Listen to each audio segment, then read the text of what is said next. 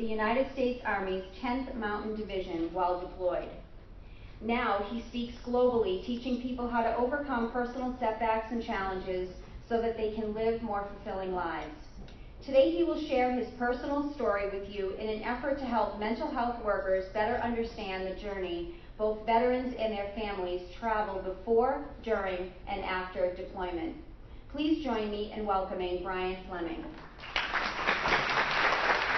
Everybody gets hurt, but not everybody gets over it. And I think one of the primary reasons a lot of people never are able to overcome the trauma or the pain they face is because we live in a world and a society today that values comfort over everything else. I think one of the greatest disservices we do to our kids and to ourselves and to everybody around is to encourage comfort. And that sounds kind of weird, but one of the greatest lessons that the military ever taught me was to do something every day that sucks and to do it early. Really. And we didn't wake up at 4 a.m. to run 10 miles for nothing. I went to bed last night at 12:30. I woke up at 5 and I ran for 35 minutes straight at about 80% sprint at my own pace. And then that's what I did this morning. Nobody put a gun to my head. Nobody told me I had to do that. I was completely alone in the gym. I know that's hard to imagine at a hotel gym at 5 a.m. And I run 4 to 7 miles every day. And in one of my workouts, not the run, but an additional workout I do about 4 days a week, there was a lady in there, and she said, I hate running. She said, do you actually enjoy running? I said, no, running sucks. She said, so why do you do it so much? I said, because it sucks. And she just looked at me like I was speaking Chinese, like the dog is confused, like this doesn't make sense. And it doesn't make any sense. But when you live with the intention of becoming so comfortable where everything is just where you want it, you're sort of defying reality. That's not the story of life. If you know anything about how great stories are structured, it has a lot to do with basically a character who has some sort of desire, and then something tragic takes place, and then the character has to figure out life, and they don't know if they're going to make it, and it's filled with risk and uncertainty and all kinds of other things, and that's the life that we live in.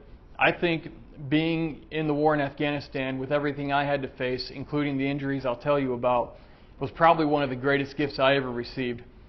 It hasn't been an easy road. I got back from Afghanistan back in 2007, and when I look at these things that I do, the running and everything else I do, I don't see it just as fitness training.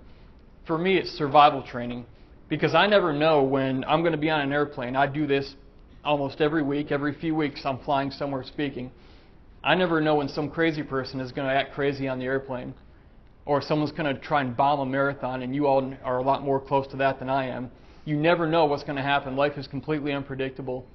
And people who live too comfortable lives, they condition themselves for comfort. And when you have to step up and have some grit, if you're not trained for it, you're just not going to have it. It's like in the military. Everything we do, the battles we fight, we train and drill every possible war scenario thousands and thousands and thousands of times. That way, when we're in the moment, if we find ourselves there in war, we don't have to stand there and think about what to do. Because when life is happening really bad to you, you don't always have time to think. You just have to react. And if you're not trained, then you're not going to be able to react in time. It's like in an ambush. If you get ambushed in the street somewhere, you don't have time to stand there and think, what should we do? Because if that's the case, you just got shot when you're standing there trying to think about what to do. You have to actually immediately train yourself to react in a certain way when you find yourself in certain situations. So I know this is probably a little more intense. Maybe it's a little more, Brian, I'm not going to find myself in a gunfight anytime soon. I hope that's true. But my life experience, that's sort of what it's been. I grew up in Jackson, Michigan, which is straight west of Detroit, and come from a broken family like a lot of people do. Parents divorced when I was 12. Mother moved to Florida. I chose not to go with her. I went to live with my father. He ended up going to jail for a time, and at 12 years old, I was pretty much on my own. I had nobody to bounce my life off of, to look to for leadership. I had nobody. And in a lot of ways, what I found myself in the aftermath of Afghanistan, I always looked back and thought, I made it through that. I can probably make it through this. Some people pray for an easy life, and I've done that on occasion. But I do thank God for unanswered prayers like that, because I wouldn't be able to do what I do if I had not been prepared by my past experiences. I joined the Army straight out of high school when I was 18 years old, out of Miami, Florida. And, Army infantry. I had like a 3.9 GPA when I graduated. I had plenty of options. One of my teachers even got mad at me. This was in 2003. She said, "You know we're at war, don't you? What are you thinking? You have like these scholarship opportunities." I said, "Yeah, I know we're at war. That's kind of the point of joining the military." And she didn't get it. And, all I knew is my country had been attacked. I had friends who lost family members in the Twin Towers and the Pentagon. And something had to be done. You can't just sit back and take a hit like that and do nothing. And that's just, as much as I don't like fighting or violence, nobody really does. You can't just sit back and take things like that. So I joined the Army as infantry at 18 years old. Went through Fort Benning, Georgia. I went to Korea for my first tour, first year in, and they gave me as a 19-year-old kid, they gave me a machine gun. That was pretty cool, 400 rounds a minute. I can handle that. And the thing is, I studied so hard in high school that I thought, you know what, I need just a few years of my life to shoot some guns and blow stuff up. Like, I'm done in the classroom for now. I need a break. And I thought, hey, I'll go back to college afterwards. The military will pay for it. I'll be good to go. And that happens. But I got assigned to the Army's 10th Mountain Division after my time in Korea. And I deployed with that unit in 2006 to Afghanistan. I was a team leader in an infantry platoon, a scout sniper platoon, 2 scout squads, 2 sniper squads. And I was there for a total of 5.5 months. And while I was there, about a month after we arrived, the vehicle we were in, it was the lead vehicle of the convoy. It's kind of funny, because for about 95% of our missions, my squad took the lead vehicle. And you start to wonder, either we're really good at our jobs, or maybe someone higher up really doesn't care for us. Because that's always the vehicle, the first one to get hit. And on April 18th of 2006, we ran over a double stack of anti-tank mines that were buried in the road. And it blew up our vehicle, set it on fire. Here's a picture of it. And that thing was totally destroyed, total loss. We lost nobody in it. We had 2 guys injured. They both returned to duty a month later. This here was the other side. This is actually the back seat, is where I was sitting right there. And that's kind of a wake-up call. That right there will make you think about life. Everything just sort of happened so fast, you really didn't know what happened. A bunch of smoke went everywhere. And you just kind of sit there and you think to yourself, I think we just got blown up. We were in the Arghandab province, way up in the mountains of Afghanistan, eastern Afghanistan. And, you realize after so many times of encountering things like that, or gunfights, or uncertain life situations, you tend to realize, there's kind of to me it seems there's 2 types of situations in life. Situations we have control over, and situations we don't have control over. And the sooner everybody accepts the fact that there are certain things you just can't control, the better off you'll be. And even the ones that we think we have control over, it's actually a very limited control.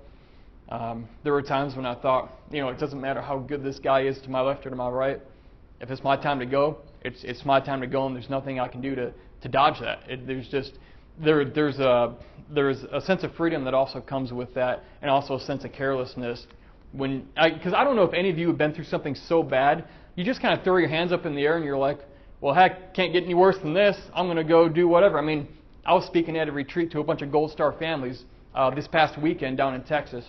And Gold Star family, if you don't know, is a family who's lost an immediate family member in combat. And I was talking to a mother of a Navy SEAL who she had lost about 3 months ago. And she said, I lost my son 3 months ago. At the viewing, her husband told her he wanted a divorce. At the viewing for the funeral, she had survived cancer, and she was on Grand Junction, Colorado. And she says, you know what? I'm running for political office because my community's really screwed up. I said, you're running for office? It's like, I got nothing to lose. Can't get any worse than this. It's interesting, though, because now she had this fire. She's like, yeah, it's all bad. I might as well do something because it doesn't get worse than this. One of the reasons we don't go anywhere or do anything in life is because we're afraid. Then you realize you have no control anyway. I was flying to speak to Phoenix, Arizona a couple years ago. From Dallas to Phoenix, I had a backpack on my back, easy ride, right? Flying to Phoenix, speak. We got to Phoenix, we started hovering over the airport for about an hour. they apparently had like a hurricane down there. A monsoon is what they call them, which is just a hurricane in the desert to my knowledge, which I didn't even know that was possible. They said, okay, we're going to have to divert you guys to Albuquerque. I said, okay, Albuquerque, that's nowhere near Phoenix. And this is the day before the event, and it's about 7 o'clock in the evening, and I'm speaking this, and the next morning at 8 o'clock, we land, we sit on the tarmac for 4.5 hours. I'm looking at my buddy Christopher, also an Army vet, and I said, man, we got to get this thing off the ground. The pilot keeps coming over the intercom saying, hey, we're getting fueled up, we're good to go. Nobody believes him. Yeah. It's like this guy's best bet is to just not talk. And then he comes over the intercom and he says something. It's the funniest thing I've ever heard a pilot say. And he said, this verbatim, he said, ladies and gentlemen, this is your captain speaking. If I could swear over this intercom right now, I would. And I thought that was funny. I'm like, that's funny. What wasn't funny is that I knew what he was about to say next. He said that the FAA regulates pilots and how long we can be in a cockpit without a break. He said, we're next to take off, but unfortunately we just timed out. This is 10:30 at night. I'm in Albuquerque. I'm speaking in Phoenix at 8 a.m. the next morning. I'm on my phone going, how long of a drive is it, Albuquerque to Phoenix? It was about 7.5 hours. I did it in 6. I rented a car. I drove through the night. People said, oh man, you went, I tell this story everywhere. Like, oh, you went through like Sedona. It's so beautiful, isn't it? I said, no idea. It was pitch black. Like, I saw nothing, you know. So I get in the next morning, 4:30. Can't find the reservation at the desk. It's under someone else's name. All right, and I'm calling the lady who's bringing me in, and she's like half asleep, going, "Huh, who is this?" And I've been awake for like over a day now, and I finally get the room. I get about an hour of sleep. I get up, pound some Starbucks, get up on stage and talk for 90 minutes. And the guy who brought me in said, "You know, that's probably the best talk I've ever seen you give." And I said, "Well," he said, I think sleep deprivation is one of your keys to success." Now, I did double it up. I had a Monster Energy drink and a Starbucks, and I'm like, there's something weird. It's the same thing about when you learn you have no control. When you're past 24 hours without sleep, you kind of get real loose with your tongue, and you just don't care as much about what people think. I tell people after 11 p.m., I sort of become myself. You know, I'm just a little more, whatever, you know, I'm tired. And so I try not to speak after 11 a.m. or p.m. But that was a case where I had absolutely no control over it. And a lot of people, they get stuck because they don't control anything. Even military veterans who have been trained to overcome in combat, it all comes back to the lesson of day one in basic training. Adapt and overcome. Nothing's going to go your way. If you think it's going to, you're wrong. I mean, the best plan goes out the window when the bullets start flying. That's the truth, literally. And also in your life, though. Regardless, if you think you have the whole thing planned out, I bet you could talk to the meeting planner of this event and say, you had a plan, didn't you? Did everything go accordingly? I'll bet it didn't, because it never does. So you can't have that expectation. And when we go through things in life, so much of what we go through and how we respond to it is dependent on our perception of our situation. I always say, and I don't know if anyone else has ever said this, but this is kind of what I've learned. Your perception is the bridge between the place of pain you've been through and the place you're trying to get to. That your perception of your situation is the bridge between your place of pain and the place you're trying to get to. If you're talking to a military veteran or somebody who's been through trauma, they've been through something, and their perception of what they're going through, in my experience at least, has been one of the biggest game changers. You can see it how you want, because your perception has to do with your belief system. It has to do with what you believe about your experience. You know, I came home from Afghanistan injured, and I'll get to that here in a minute, but I could have just sat on my couch, popped all the pills the VA threw at me. They're still throwing them at me. I don't take them, but they throw them at me. I could have a good side career if I wouldn't go to jail, go selling them all, but you know, I don't do that. I don't do that, so don't worry. I could have just sat around and said, yeah, I got injured in Afghanistan, and 40 years from now I'll still be telling that darn story and feeling bad for me. But there are some things that took place in my life very soon after my injury that I attribute my ability to bounce back from that. And by the way, I don't know that resilience is really bouncing back. Technically, by like textbook definition, resilience is basically defined as the ability to bounce back from some sort of setback or loss or trauma. I think it's more about fighting forward. It has a lot, because I have no intention of going back and being the person I used to be. And when you go through trauma, when you go through something difficult, you're not going to be the same person you used to be.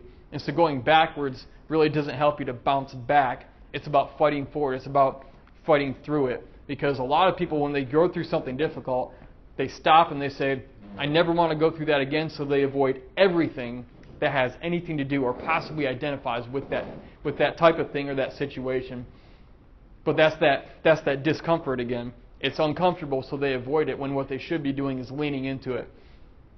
I do Brazilian Jiu-Jitsu 5 days a week. I've been doing it for about 5 days a week for the past year and a half. I went in there, hadn't done it in years. I was very much at the beginner phase. And every single day, I'll go in there once or twice a day, usually twice a day, at least 4 days a week, and I would just get my face slammed into the mat. If you don't know what Brazilian Jiu-Jitsu is, just watch UFC fights on TV. When they're on the ground pounding each other, that's Brazilian Jiu-Jitsu. Why would I put myself in that situation? Am I a glutton for punishment? Do I hate myself? No. There's something interesting philosophically, I think, about that sport that has a lot to do with resilience. Because in that year and a half I've been there, I have seen guys who are, well, most of them are all bigger than me. I'm like the smallest guy there. I'm about 170 pounds, 6 foot. We've had some very large people come in, 6'3", 6'4". One guy I went against was 6'4". He was 270 pounds. And if you put me next to him, you'd say, who's going to win that fight? It's like, everyone's going to point at the big guy. Well, the interesting thing is he was brand new, and I'd been there about 6 months. And he charged at me, and we went down, and about 45 seconds later, he's tapping on my leg, and he goes, "What happened? What happened?" And I had him in what's called a triangle choke. I'm quite fond of those. And it's where you choke somebody with your legs. And, and so I said, well, I was choking you out. He's like, well, what'd you do? I said, well, here's what I did. And I showed him what I did. That way he could try to defend against it, because it would make me better if he's trying to defend it while I'm doing it. All right? That's like, don't give him your secrets. No, give him your secret. It'll make it easier for him and harder for you, so you have to become better. So I don't say that to try and impress anybody. I'm not somebody who's like trying to pick fights on the street. But my point is that particular sport, a lot of men, in particular men, we kind of have these things called pride and ego. We all have it, but men, especially guys who are bigger and they've always kind of been the alpha male, when they get in a situation like that, anybody realizes that, because I've been choked out so many times, it's crazy, because that's the only way to learn. You get in and when it happens, you don't get up, walk out the door, and never come back. You come back the next day and you learn how to defend against it. And there's something special about that sport, because when you're in a situation where somebody just got you and you can't get out, there's something very cerebral about it. There's something very primal about it, where you think to yourself, if this was a life and death situation fight, I would have just lost. And that is an extremely uncomfortable feeling. That's a feeling nobody wants to experience. But the best thing is not to walk away from it and to not go back. The best thing you could do is keep showing up, because you become better at handling that situation. Because I always thought to myself, what if I'm on the street out on a date with my wife and I get cornered by somebody? They're on something, they're just having a bad day, and they want to pound me. That happens a lot. There are crazy people out there. If I'm going to find myself in that sort of situation, possibly either way, I can either be prepared for it or not prepared for it. And what's the better way? What's the better answer? Is to be prepared for it. And so it had a lot more to do with me leaning into situations that were extremely uncomfortable than it did trying to avoid the situations altogether. Now, the second time I was blown up in Afghanistan, it just about killed me. And it was a suicide bomber on July 24th of 2006. I was in my vehicle, the front passenger seat of the lead vehicle, in about a 15-vehicle convoy. I was about 21 at the time. And white minivan pulled out in front of my vehicle and slowed down. We didn't think anything of it, so my driver passed him on the left. So you can imagine we're passing on the left in the opposing lane. It's about from me to this podium. And as we're passing right next to him, that minivan exploded. He blew himself and his van into about 10,000 pieces right there in the street. We had no idea what was happening. I woke up in a ditch on the side of the road, burned and bloody, 2nd-degree burns on the face and neck, 3rd-degree on the hands, which have healed now. 14 months of reconstructive surgery, rehabilitation at Brooke Army Medical Center in San Antonio, Texas. This is picture of the vehicle. This is the one that just about got me. That's my door blasted open right there. Me and one other guy were injured. The suicide bomber was the only guy to die that day. So, yeah, it's kind of funny actually. But that was his minivan. I like to think it wasn't made up in Detroit, but not that it would have made any difference with what he was carrying. You know, the crazy thing is I was speaking about a month ago in Huntsville, Alabama, and a guy showed up who I didn't realize lived there. And his name was I knew him as Lieutenant Guthrie. He showed up at my talk a month and a half ago in Huntsville, Alabama. He was the lieutenant in the vehicle right behind mine that day. He watched the whole thing happen from me to you or closer. And you know what he told me? I asked him, whenever I ran into him, I always want to make sure I'm telling the right story, that I don't have my facts wrong, because he's the one who did the whole report afterwards on everything that happened. I don't know if you've ever heard of a 155, but it's an artillery shell. It's about this long, and it's about this big around. And Guthrie, he told me, I asked him, I said, what was he really carrying that day? He said, well, he had 107 rockets filled with white phosphorus. We don't know how many, but that's what detonated everything at once, was the phosphorus. And then he said, we estimated he had at least 16 155 rounds. Now, if you were to drop a 155 on this building, it would destroy the building. And he said he had 16 of them, they estimated. Now, to me, I would think somebody's exaggerating if it wasn't him telling me, because he hadn't seen me since that day. I was a bloody mess the last time he saw me. So when I say I'm very fortunate to be here, I am very fortunate to be here. People just don't survive what I did. And I believe it's for a reason. I believe the reason I survived is to be up here today talking to you, because I believe there's somebody or several people in this audience who might have one thing they need to hear today to apply to a situation or some sort of battle they're fighting. So this is what happened. That's me right after. 2nd-degree burn.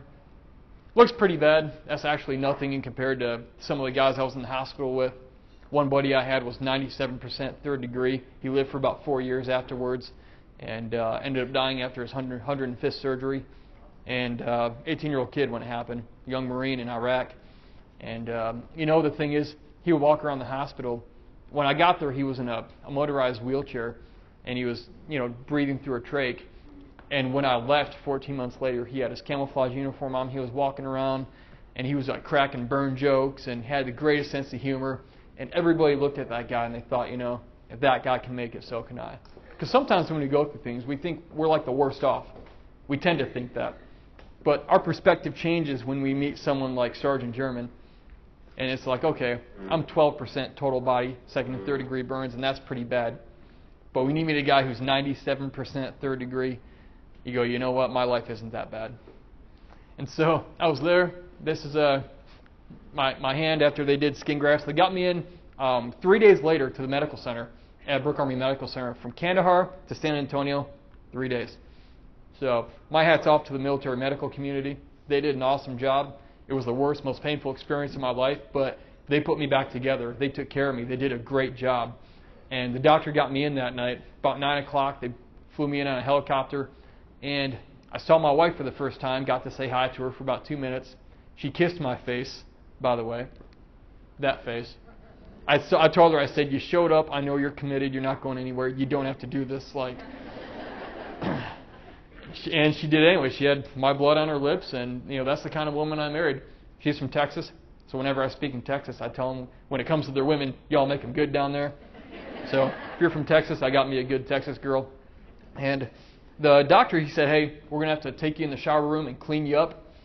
And I thought that was great, because it was 120 in Kandahar when I left, and I hadn't showered in about a week. So great, get a shower. What I didn't know is what they're going to have to do to me. And it was a process called debridement. My medic, who pulled me out of that burning vehicle, by the way, he did not tell me what they're going to have to do. And he was graceful in doing that.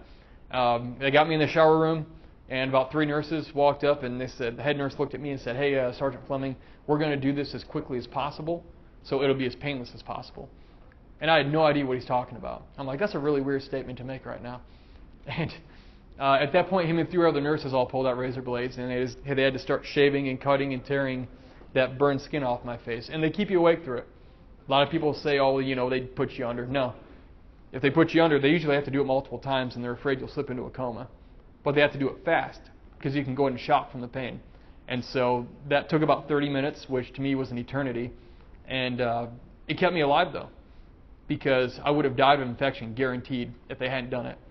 And so I'm very grateful to the people who tortured me in the hospital, because I can't imagine having to be the nurse to have to do that to somebody. I can kick indoors. I've done the infantry job I did. I'm good at that.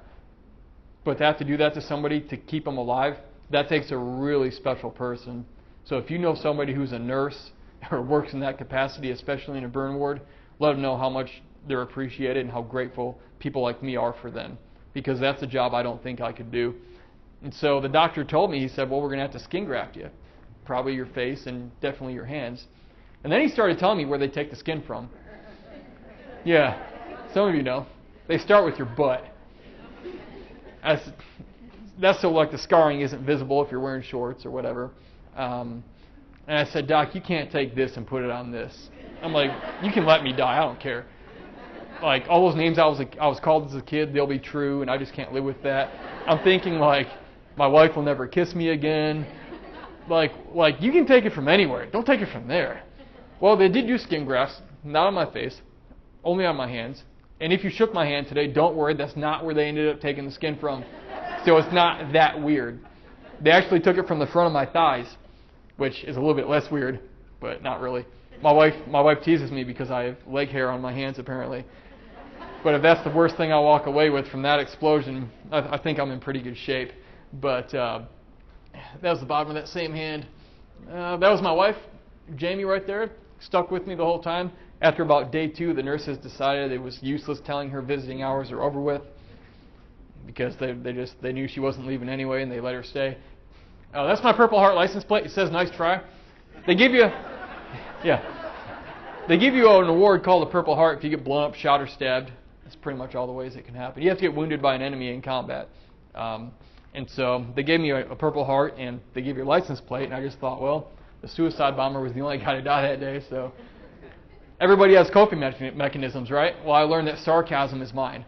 And so I thought, what can I put on this Purple Heart plate, And actually, I put that picture on Facebook about a month ago, and it's got like over 50,000 likes and over 10,000 shares. It's kind of like going around, and I'm just like, hey, nice try, buddy. And it's funny. I've only had like 4 haters. Like all those comments, I've had like 4 haters, and that's like unusually low. I'm like, I'm not offending enough people. I could probably do better with this. Because if you're offending nobody, you're probably not doing enough. And so that's just my way of dealing with it, and having fun with it. My website is blownupguy.com if you want to take a look at it sometime. But that's how you get in touch with me. I'm not the only guy who got blown up, but the thing is, a lot of guys did. I was just the guy early on when I looked blown up. I thought, hey, it'd be really funny to have a website called that. And so I bought it, and it kind of stuck. Business and marketing-wise, it was genius. I just didn't know it was genius because I didn't know anything about business and marketing at the time, so I can't really take any credit for that. But I show you all that to say what I really want to say, because I've learned that there's a difference between people who overcome tragedy and those who don't. I've always wondered, and people have asked me as I get up and I talk and I speak, one question I've gotten for years is, Brian, what was the one thing that made the difference in your life? And I don't think there's ever any one thing, but they would say, well, okay, you started moving forward pretty quickly after that injury, and I did. And they would say, like, well, what was it that helped you? What allowed you to start moving beyond that? Because what I realize is that I can make people laugh and inspire all I want, but if I can't give them some sort of point or two that they can practically apply to their lives, I'm really doing them a disservice, because it's all good that Brian made it, but what about them? And for years I didn't know. It's kind of like when you see like a really good athlete and you go, wow, how do they play the game? How does Michael Jordan play basketball like that? Hey, the guy's done it 100,000 times. Like, he just does it. He might not be the best coach, but when it comes time to do his thing, he just does his thing. Well, with me, it was kind of like that in the sense that I didn't really know what made a difference in my life. I just sort of did it. I never sat back in a corner and, shaking and saying, I don't want to talk about it. Some people respond that way.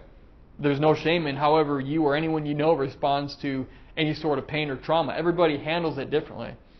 But I've always been a very practical guy. I've always been a person, I mean, they asked me, I got to the hospital, I was finally out of surgery, and I'm talking to the counselor, and she looks across the desk and she says, "Oh, you got blown up. How'd that make you feel?" And I'm like, I don't want a PhD. No offense, I'm kidding. I thought, they pay you to ask questions like this? I said, it sucked. What do you think? I said, I woke up in a ditch on the side of the road, and over here I was burned and bloody. My buddy's over here with shrapnel peppered in him, and he's bleeding out. My medic's trying to save his life.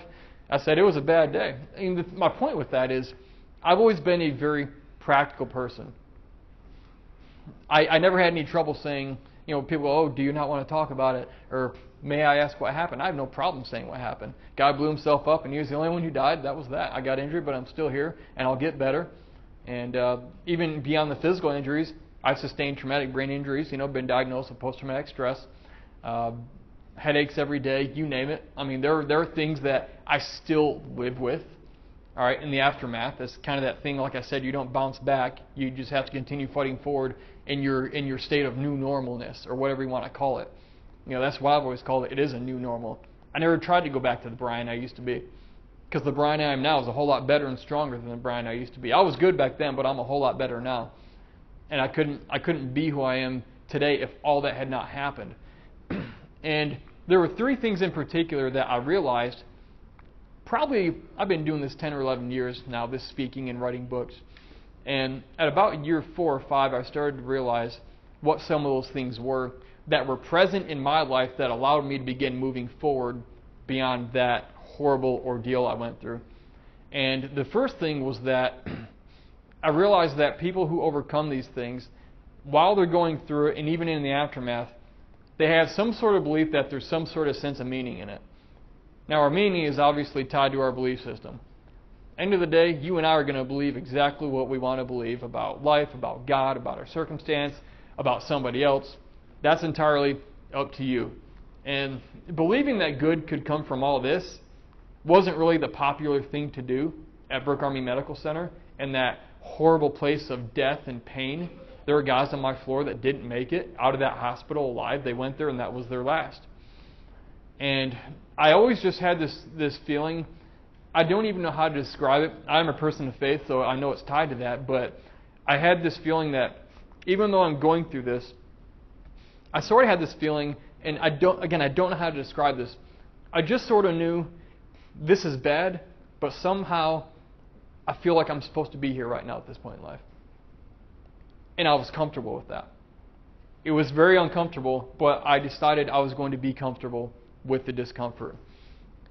And I started learning about other people.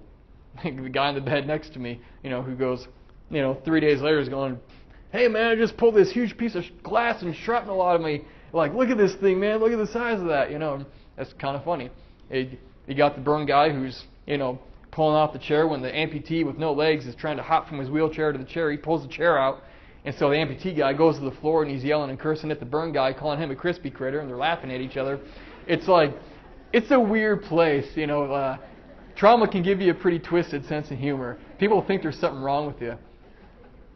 And my medical file is about the size of an Encyclopedia Britannica, so if I seem that way, you're probably right. And some of you might not be old enough, you're going, Britannica? It's like you only knew Google. Well, I'm old enough to know what that was, yeah. And for punishment, you hold it above your head for an hour. But one of the greatest things that made sense was when I learned about a guy named Viktor Frankl. A lot of you probably know who he was. He was an Austrian Jew, psychiatrist during World War II, and pretty much his whole family was killed in the Nazi concentration camps. Dr. Frankl survived. And when it comes to the question of how did you move past it, in one sentence he summed up what I didn't know how to say in 10,000 words. And this is what he said when it comes to the topic of suffering. He said, in some ways, suffering ceases to be suffering at the moment it finds a meaning. In some ways, suffering ceases to be suffering at the moment it finds a meaning. When I was in the hospital, the whole 14-month spread, I didn't know why, because the meaning is the question of why. We ask why, it's because we're looking for meaning. It's tied, it's the same thing. And they're very close related. I didn't know the meaning, or if there even was one, or if I'd ever find one. But I still pursued it anyway. And something happened about 5 months afterwards. This guy came through Brooke Army Medical Center. His name was Dave Reaver. He's one of my best friends to this day.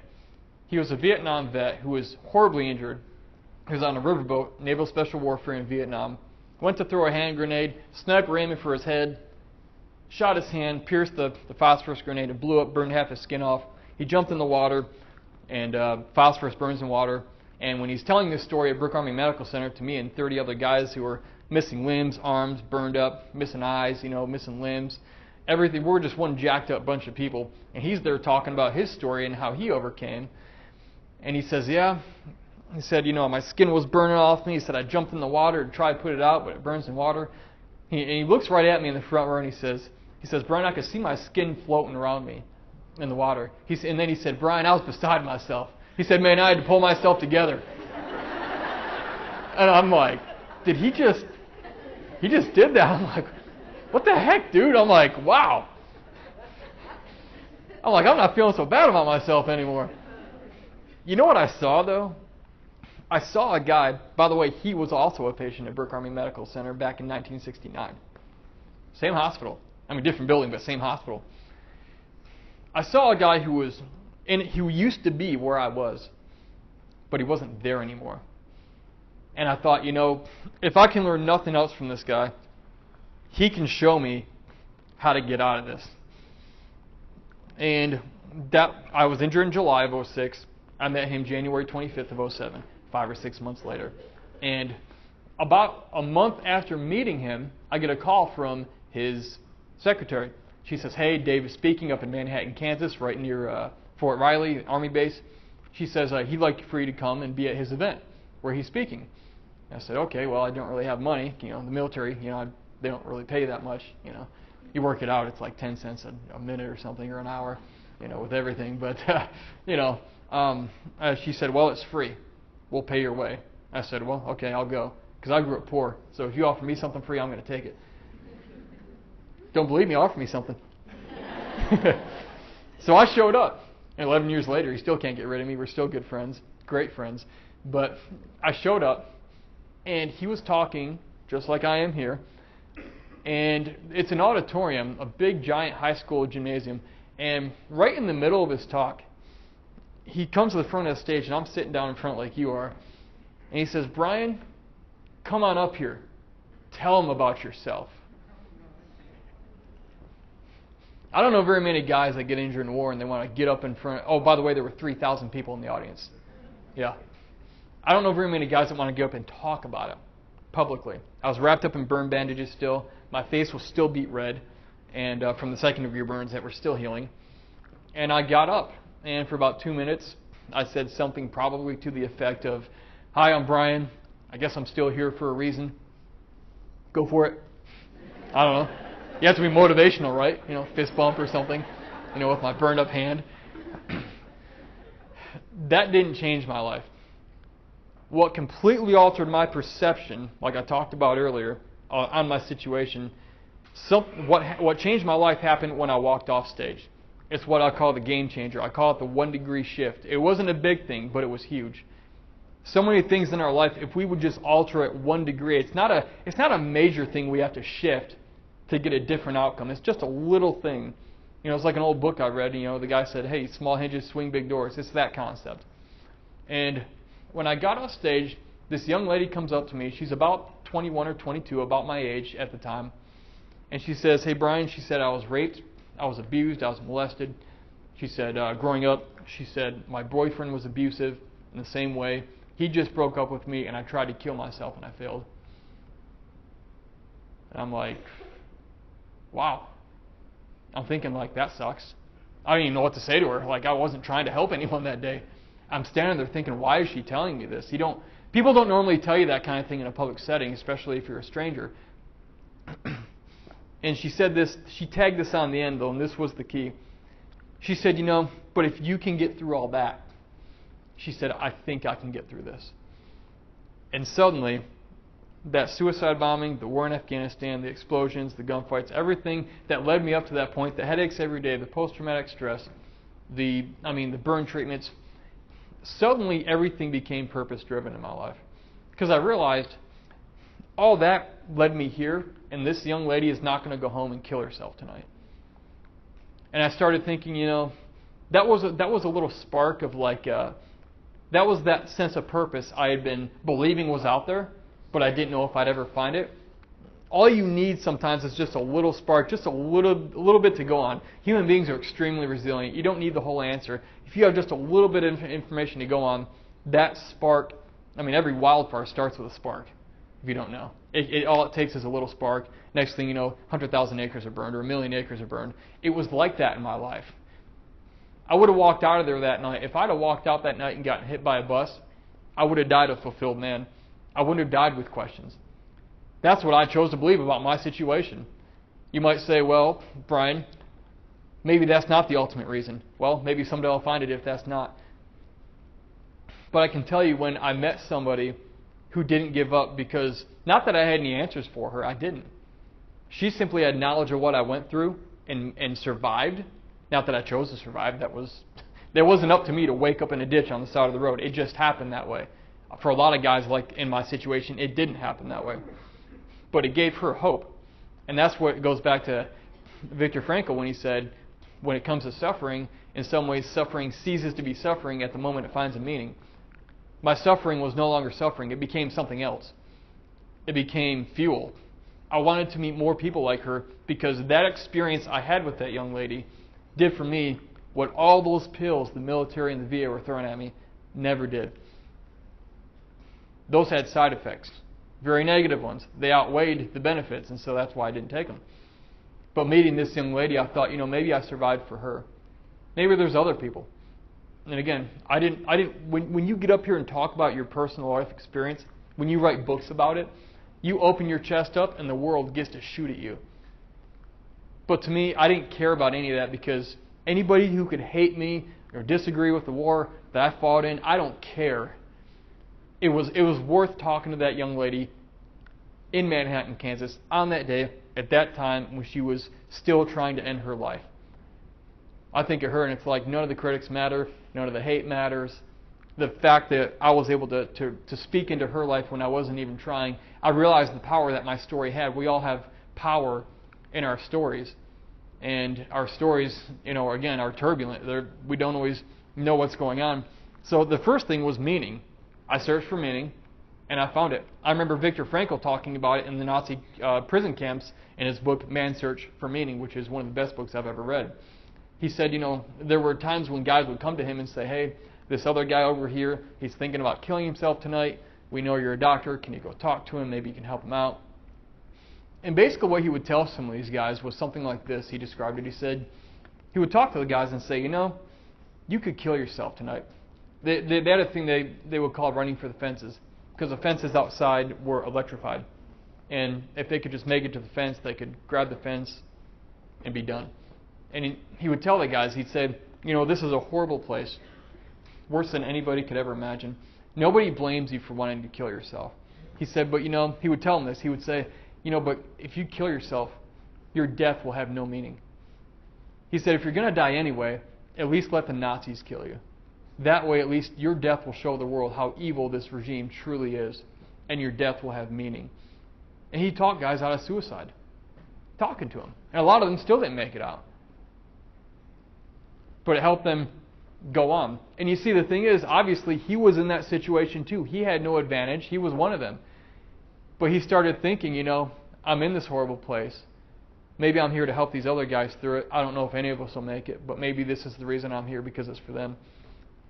And that's also one of the biggest lessons I learned, is that, that when I stopped thinking about my pain and my struggle and me and what I'm going through, I started thinking, how can I help this person win their battles? My life started getting better. I think some people are unfulfilled and they live horrible lives. They live lives mad and angry all the time because it's been so long since they've thought about anybody except themselves. And I understand when you're going through pain, it's hard to think about anything else. But as human beings, it just doesn't seem that we get any sort of satisfaction or fulfillment by getting ours or getting enough. Whether it's a fulfillment with a job promotion, great, that's great.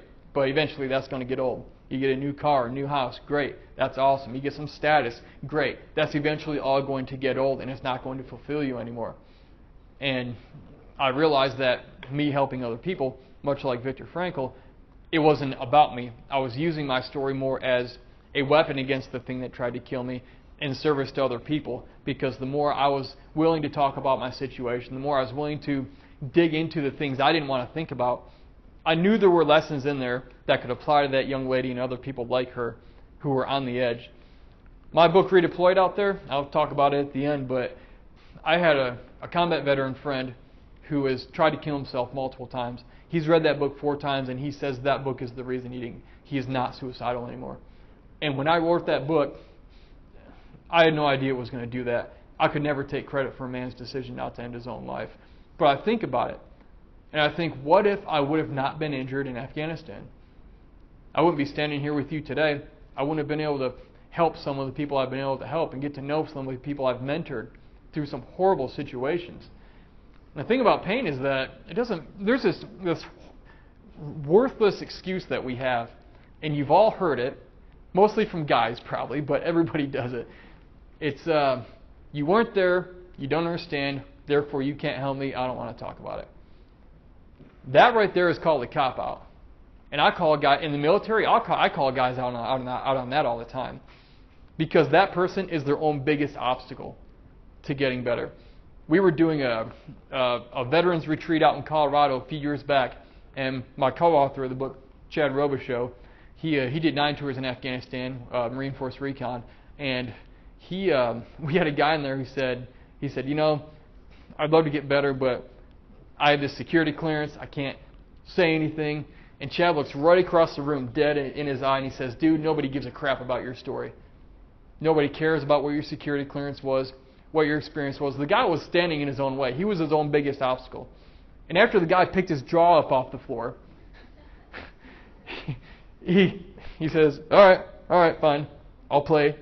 And that whole week he was extremely productive. His wife noticed a difference after he got home. Now, you can't always say that to someone who's been through tragedy unless they kind of know you've been there, because that's a good way to get punched or thrown out a window. But, you know, Chad's a cage fighter anyway, so no one's going to challenge him. But, you know, that meaning, that sense of meaning that we discover has been one of the greatest keys to my life in moving forward.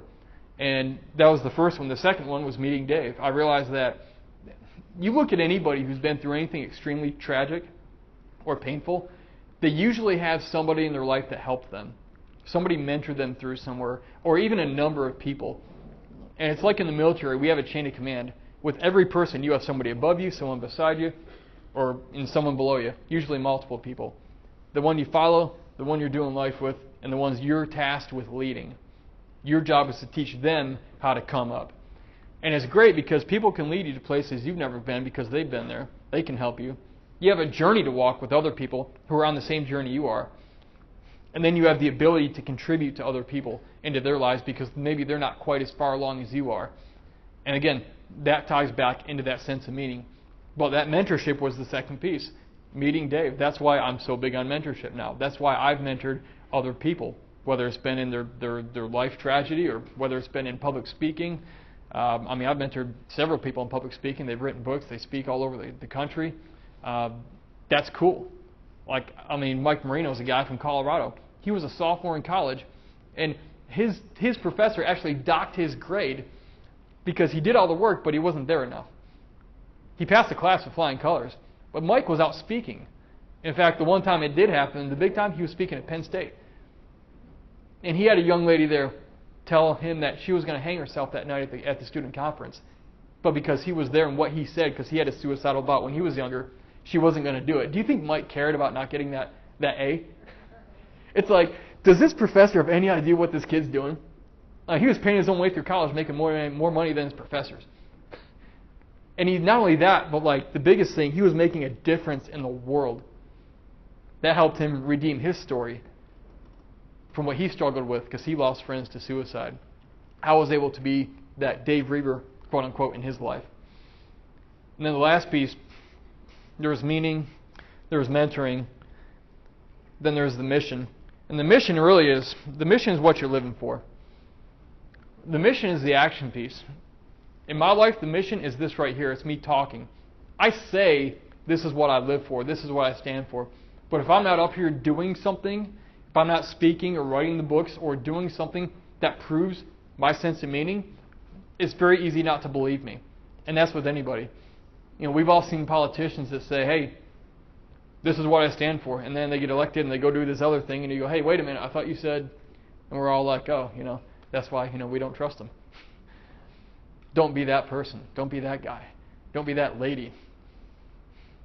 But the thing about it is when you have meaning in your life, you have good people in your life, community, and you have a mission greater than yourself that you're living for, instead of a downward spiral where things connect and people just go down, you've all seen this in people's lives being mental health professionals, it's more of an upward spiral because they all connect and they feed each other and they kind of go upward. And I never realized that until, again, 4 or 5 years into speaking. I had to put something together and say, what was present in my life when I went through all this tragedy? I realized that 14 months at Brooke Army Medical Center, I had a sense of meaning. I eventually had a mentor 5 months after. And I discovered my mission through it, that I started pursuing this speaking thing in order to help other people. And it's been 11 years now, 10 or 11 years, 2006 to 2017. And I'm still on this mission. And it's great. I've never had a better life. I've never lived a more satisfying life. It hasn't been the easiest, but when hard things come, I do lean into those. And it's interesting, when you live your life this way, things happen that you can't always connect the dots and say, oh, that happened because you did this and this and this. You can't even take credit for some of the best things that happened. I had the opportunity to go back to Afghanistan in 2013 as a civilian, which means I couldn't carry a weapon, which I really didn't like that, because last time we had lots of weapons and still almost died. But I had the chance to go back and do some speaking for the troops over there. This was 6-7 years after my injury. And when I got the opportunity, I sort of thought, why did this opportunity really come up? Like, it was just kind of weird.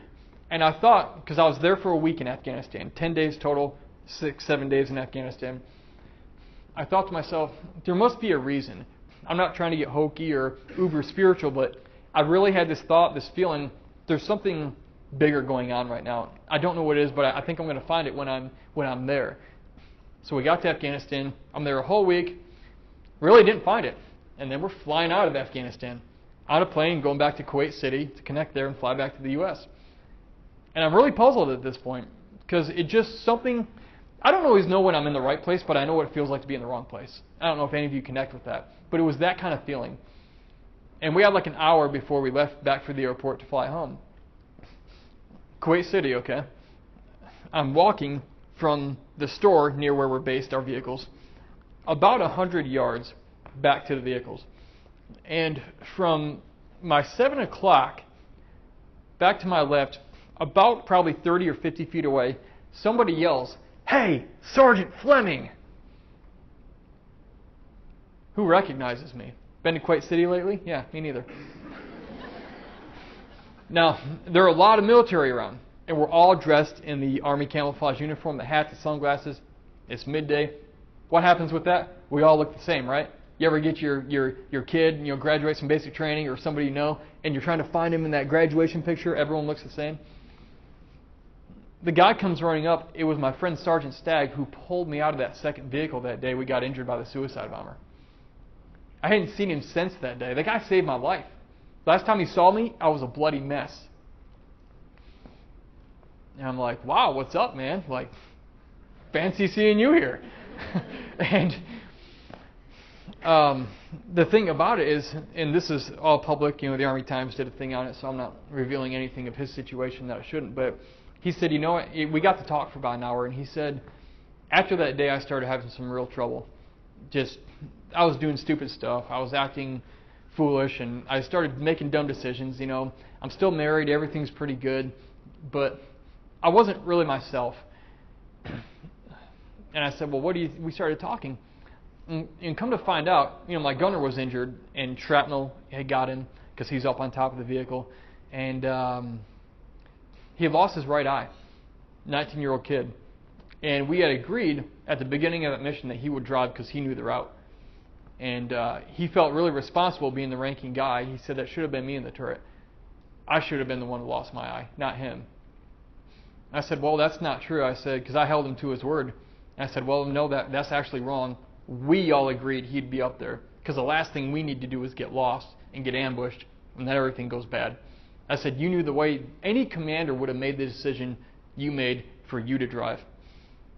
I said, it wasn't your fault. You made the right decision. He told the Army Times, I didn't know this, but later on he said, when Brian said that to me, he said, Brian understands what it's like because we were in that hell together. He said when Brian said that, he said, 7 years of guilt lifted off his shoulders. And it's not because I'm some great person. We just went through hell together. And I reminded him that wasn't your fault the way it happened. It happened how it happened. You made the right decision as far as where you'd be in the vehicle. I realized that I didn't go back to Afghanistan that week for me. Without knowing it, I went back for him because I was supposed to see my friend on the way out. Very interesting stuff. I was even speaking in Palm Springs, California, about 3 years ago. This book, by the way, Redeployed. Again, I'll show you in a minute. I keep putting it off. Not trying to sell you nothing or sales pitch, but they're out there. But but wait, there's more. If you order now, in the next 2 minutes. I was speaking in Palm Springs for a military fundraiser, and I'm there speaking. I dedicated my portion of the book to Sgt Cody Lake, who was my roommate. He was killed in an ambush in Iraq. They got ambushed, and his buddy was out in the kill zone, which is where you don't want to be. And he was wounded, but he was alive. And he ran out to get him and pull him back. And we went to drag him back to cover. Him and Cody both died that day, as well as one other guy. So Cody literally died trying to save this guy's life, running into gunfire. I mean, it defies any sense or logic, but that's what you do when you care about somebody. And I dedicated my book to Cody, and I'm speaking in Palm Springs. This is probably in 2013, I think. And in the front row, after the talk, this lady gets up from her table, just like this. She walks up and she says, "Hi," she said, "I'm Cody's mom." And really, nice to meet you. Fancy seeing you here, right? I got to talk to her. Somebody had given her my book and said, "Hey, this guy dedicated his book to Cody." And I'd never met her before. And I was talking to her afterwards, and she had told me, she said, one of the greatest fears as a mother who lost her son in combat, that was her only child, by the way, so that Cody was her only one. She said, one of the greatest fears is that his memory and who he was would be forgotten. And I was able to tell her, well, this book will be in production when you and I are both gone. I said, as long as this book is in production, his story will always be told. People will always know what he did. And when I look back on it, to be able to tell a Gold Star mother who lost her only son in combat, her only child, to be able to look at her and say his story will never be forgotten, that makes getting blown up all worth it.